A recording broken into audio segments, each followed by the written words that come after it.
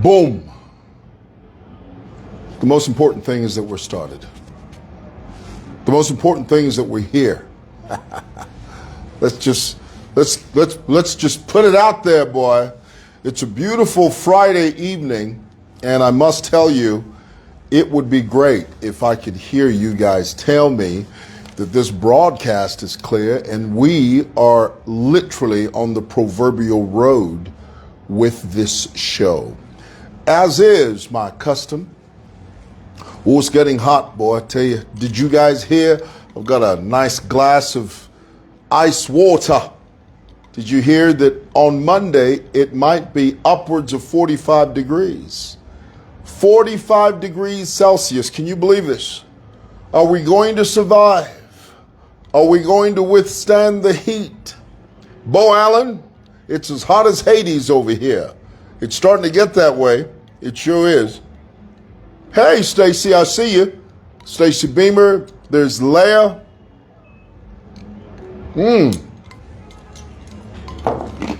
Loud and clear.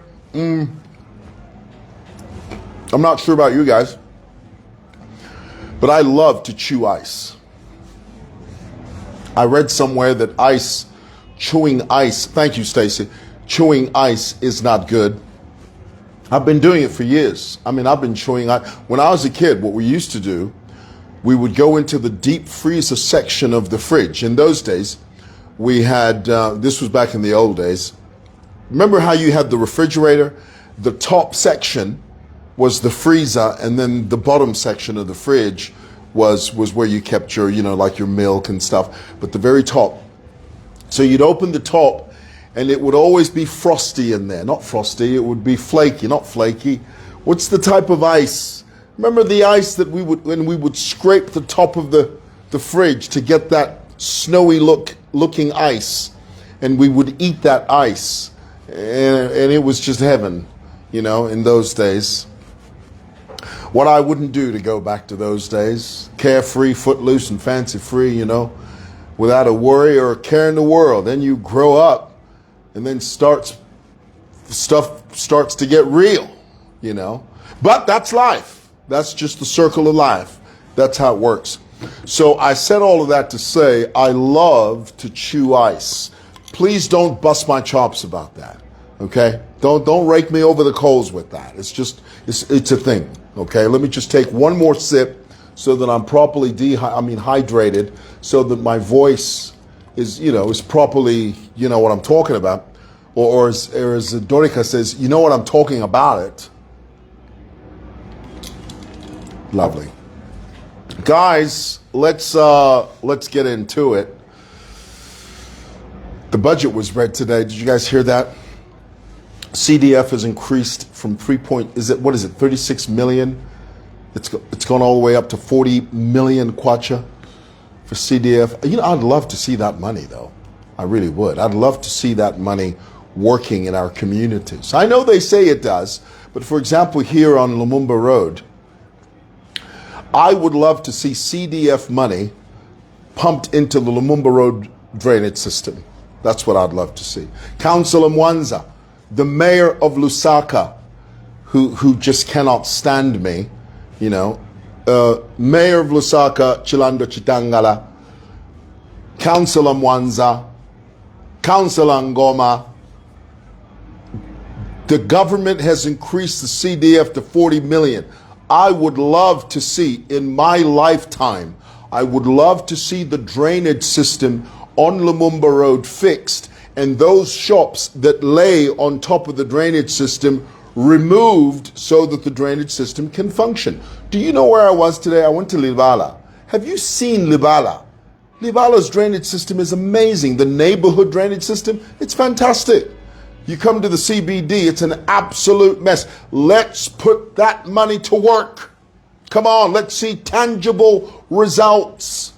Not flaky platitudes. We don't want to see that. Okay, so pump that money in there, because the rainy season, as we say in Zambia, is upon us. And I guarantee you in the next couple of months, we're going to be going through the same floods that we went through last year. And the moment we go through the rainy season, everybody's just going to stop talking about that. Okay? But while we're in the thick of it, everybody complains. Drainage system needs to be worked on. Well, you've got the money. Pump that money in there. Put that money to work. Goodness gracious alive. Must we scream about everything? I want to see that. I want to see that happening. Okay? Lumumba Road. Let's do it. All right. A couple of things I want to talk to you about. First thing is, Miles Sampa said something that everybody paid attention to because he was a guest. Let me bring you up to speed. I'll bring you up to speed. Miles Sampa is the current member of parliament for Matero. Now, Miles, he's been in the news over the years for many different reasons. Okay, he once served as mayor of the city, and then he went on to become the member of parliament representing the people of Matero. And here recently, he has switched off his comment section on his Facebook page because apparently he just couldn't handle the heat. And you know what George Bush used to say? If you can't take the heat, get out the kitchen. If you can't face your constituents, look, Facebook is going to do what Facebook does. Okay, everybody goes through that. If you're a social media personality, you're going to receive hate. It comes with the territory. That's the name of the game. Okay? But you're going to have to nip it in the bud. You're going to have to put that fear to rest, And if you're constantly worried about what people are going to say about you in the comment section, as a leader in your community representing the people of Matero, if you actively switch off your comment section, what you're saying is, you're saying to your people, talk to the hand. That's an Americanism. Talk to the hand. Don't talk to me, talk to the hand. Now, come election time, those same constituents that you're saying to talk to the hand, they're going to remind you of that. They're going to say, you want to talk to us now? We couldn't talk to you on your Facebook page. Okay, we try to comment the hell out of stuff, but oh no, you were too high and mighty to allow us into your comment section to say whatever the hell we wanted to say. Now you want to come over to us and talk to us? Oh no, honey. To the left, there's the door. Miles, we don't want to hear anything about you. Let's get up out of here. Then we're going to kick you to the curb. That's what we're going to do. You mess around with these constituents, boy. That's the price you pay for being a politician. You're going to have to roll with the punches. You can't cower. You can't roll yourself in a fetal position in a corner and hope the noise goes away. Honey, newsflash, it never goes away. Especially you that put your names forward for leadership. You have to roll with the punches. And unfortunately, Miles has made a colossal blunder, a massive, gargantuan, overwhelming mountain of a blunder. How in the hell are you going to turn off your comment section? What is this? Come on, man. Get real. So anyway, Miles, he was a guest on Kenny T's podcast. And another blunder Miles made. These guys, honestly, really, I wish they could run things by me before they go on air. It wouldn't kill them. And I think it would be great. It would be great if Miles just picked up the phone and said, mwewa, I'm about to become a guest on Kenny T's podcast. Are there any pointers that perhaps you can give me? Things that I can possibly glean from you, knowing that you are a personality there on the social media. I would have told him flat out zero. I said, Miles, first of all, lose the sunglasses. Did you see Miles sitting there? Guys, podcast 101, especially if you are a civic leader, if you are a public official, never show up to an interview wearing sunglasses. Do you know what you're saying to your audience? You don't want them to look into the window of your soul. Guys, the eyes are the windows into the soul. People need to look at your eyes when you speak. They need to see the glimmer in your eyes when you speak. They need to detect the passion or lack thereof when they look in your eyes. But when you wear sunglasses, what you're saying, you're putting up a gigantic wall. That's what you're doing. You're saying, I don't want you to see into my soul. I'm going to say the words. I'm going to sit here with my sunglasses, my Ray-Bans. You're not going to see my eyes. You're not going to peer into my soul. Oh no, you're just going to have to sit there and take it. No, we want to look into your eyes. We want to know whether or not what you're saying is true and if there is conviction there. Anybody that shows up to an interview with sunglasses, oh honey, they've got stuff to hide. Ooh, they're trying to hide behind some type of emotional wall. There's something they don't want you to see. That's Miles for you, boy. Oh, Miles was hiding a ton, boy. Miles was sitting there with a whole, boy, I tell you, he came with a truckload of stuff that he didn't want you to see. You can't show up with wearing sunglasses. So that to me was telling. At some point during the interview, Miles made reference to the fact that the head of state had sent one of his sons to train at ZNS, Zambia National Service. Now, in order for you to understand Miles' statement, you have to hear it through the visor of the president's statement. Remember, the president said, I sent my son to ZNS so that he can pick up the skills, the patriotic skills of nationalism and service to country and love of neighbor and service to the community. That's what ZNS, when ZNS was first created in December of 1971, those were basically the tenets of ZNS, you know, development and a sense of patriotism and infusing this idea that this nation belongs to us and we must safeguard it, protect it by any means necessary. Those are the basic tenets of the ZNS mantra.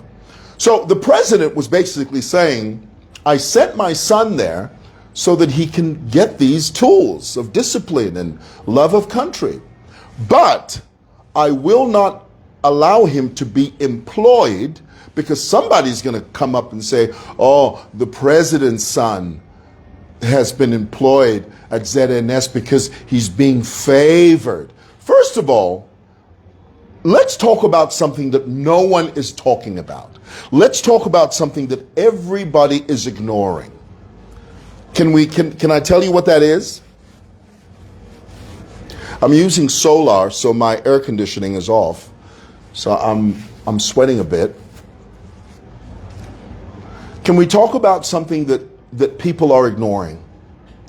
Can we for a moment celebrate the fact that we have a head of state that has sent his children, whether it's in part or in full, because I heard that one of his kids has studied abroad, but the very fact that the head of state has insisted that his children receive an education in some form or another in Zambia is something to be celebrated. I mean, recently we saw the head of state celebrate and become a guest of honor at ZICAS.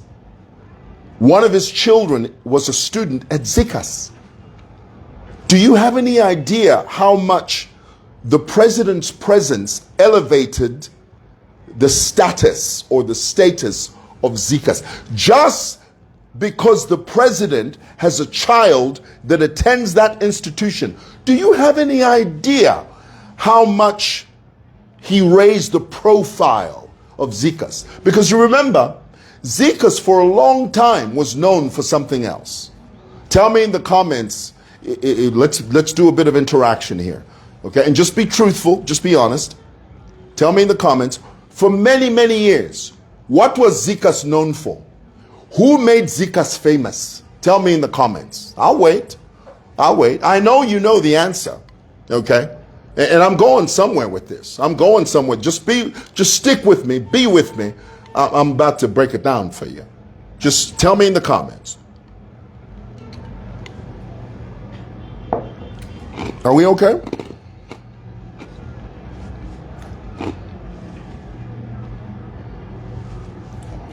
I'm not seeing a comment. Are we good?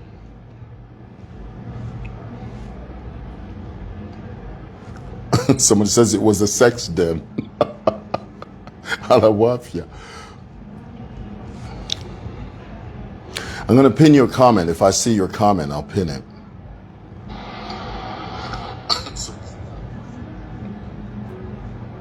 Stacy B says no clue. We're going to school you here, Stacy.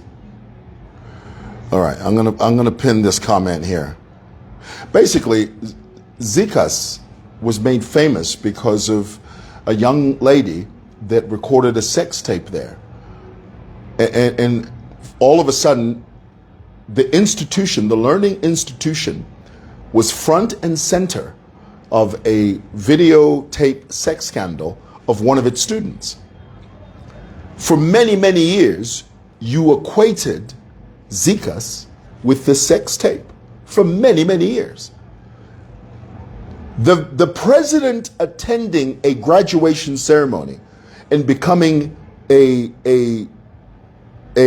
guest of honor at a graduation ceremony where his daughter was graduating.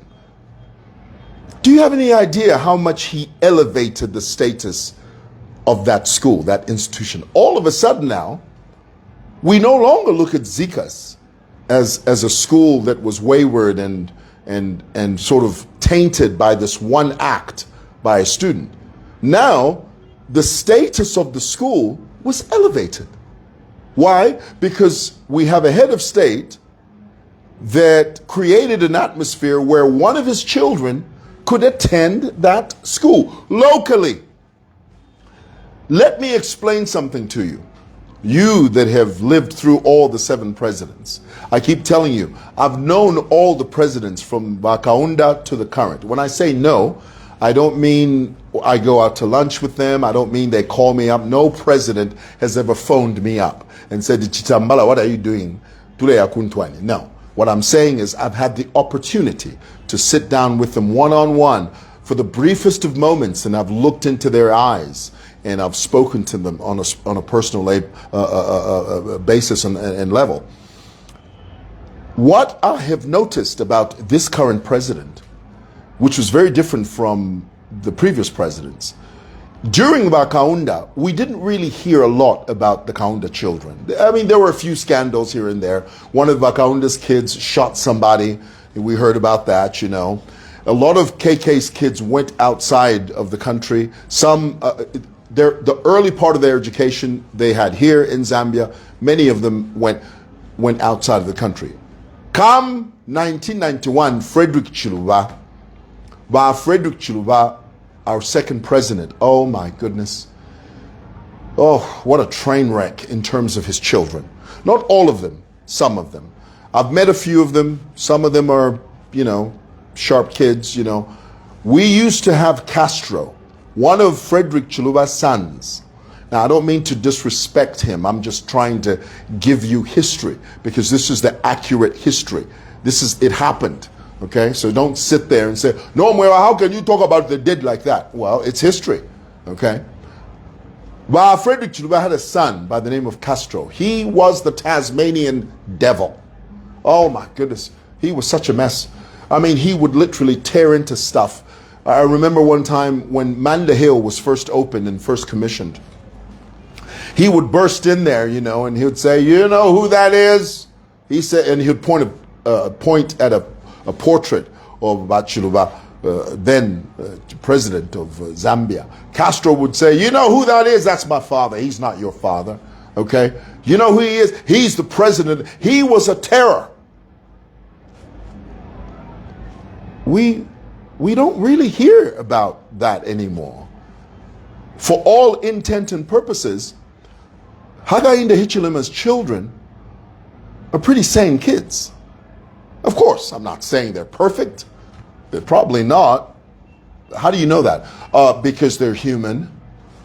Can we say that? Are we allowed to say that? that they're human, so they're probably not perfect. But I love the fact that we have a family in State House that has a semblance of order and decency. Decency. Can you imagine if we had other, I mean, of course, in the future, we're going to have other presidents after Hakainde leaves office, whenever that's going to be, when the Zambian people decide, okay? There'll be other presidents. But imagine the bar, the high standard that HH has raised as far as his children are concerned. Children that are respectful, children that go to local schools, children that value the tenets of hard work and love of country and patriotism. All these things, and these are points people don't talk about. They totally ignore. They ignore it. They act as if it's normal. It's not normal, because there was a time a president's child in this country was a total terror. He was a Tasmanian devil. But now you've got a president who has kids that are decent. We don't hear about these kids. I mean, Thabo Kawana revealed that one of the reasons that HH's son, one of the reasons his identity was not revealed, was because the president wanted his son to go through ZNS training without any hindrances, without any idea that, oh, this is the president's son, so he must have privileged sort of treatment. No, they made sure that he went in there incognito. Of course, there were people who knew that that was the president's son. Of course. But by and large, that whole idea of keeping his identity sealed because they didn't want the president's son to have preferential treatment. That must be commended. But oh no, we never talk about that. All we talk about is this, that, and the other, and no, how can the president lecture the chiefs? Yeah? When all the president was talking about was patriotism, love of country. When you hear the national anthem, stand to your feet. Even if you're not well, at least show some semblance of reverence. That was his message.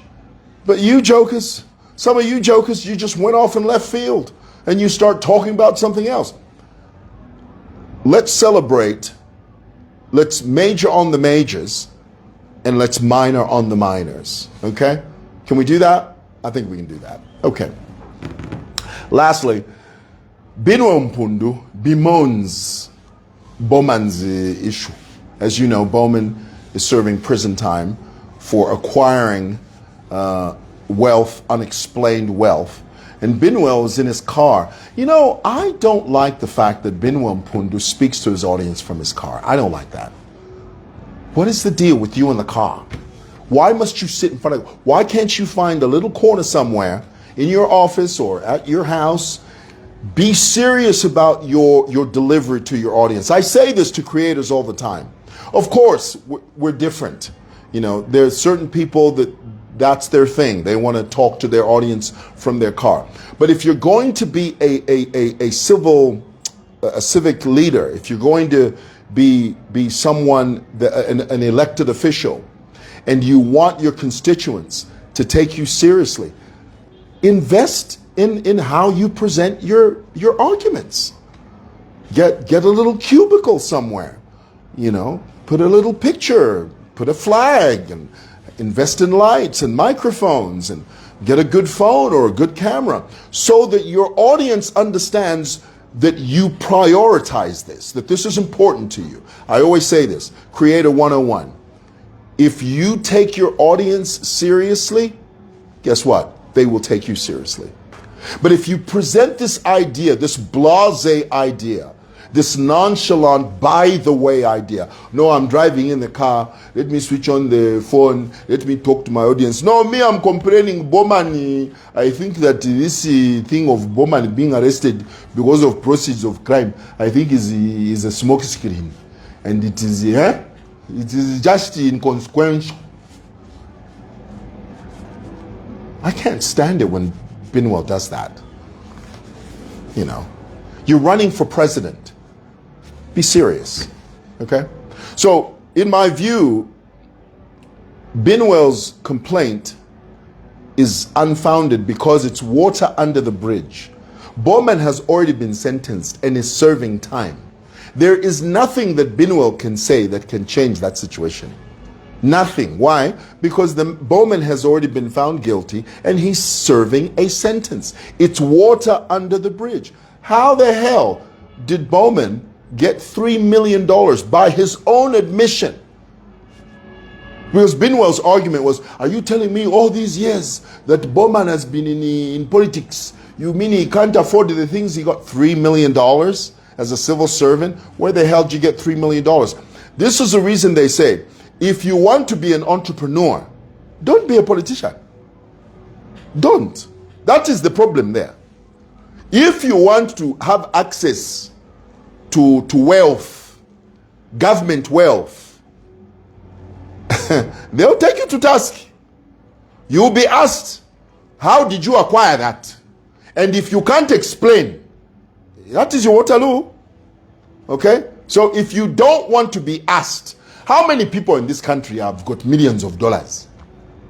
Mr. Mwewa, why don't they go after these other chaps? Well, it's because they're not politicians. They're not civil servants, mate. That's why. So if you want to have access to, as long as you're making money legitimately, there's no problem there. But if it's ill-gotten gain, using government, that's what landed by GBN in problems. I mean, that was a straightforward case. You know, GBM used his position in the defense, in the Ministry of Defense, to give himself contracts. That is a conflict of interest, and it is against the law. Equally, Bowman Nusambo, by his own admission, admitted on air that he had access to $3 million. $3 million US dollars, a civil servant? Where the hell did you get $3 million from? It's got nothing to do with jealousy. It has everything to do with accountability as a civil servant. The sooner you realize that, the better off you are. Okay. Nayaine, did I tell you I lost my ring? Did I? Ushendalala. I need to get a new ring. I do. Because, you know, on Facebook, someone's going to say, Mwewa, I noticed you don't have a ring. Is there trouble in paradise? Tell us what's going on, brother. If you don't tell us, we're going to find out anyway. Just being silly. All right. Thank you guys for watching. I got to go. God bless. Have a great weekend. Keep hope alive. Bye. No matter what.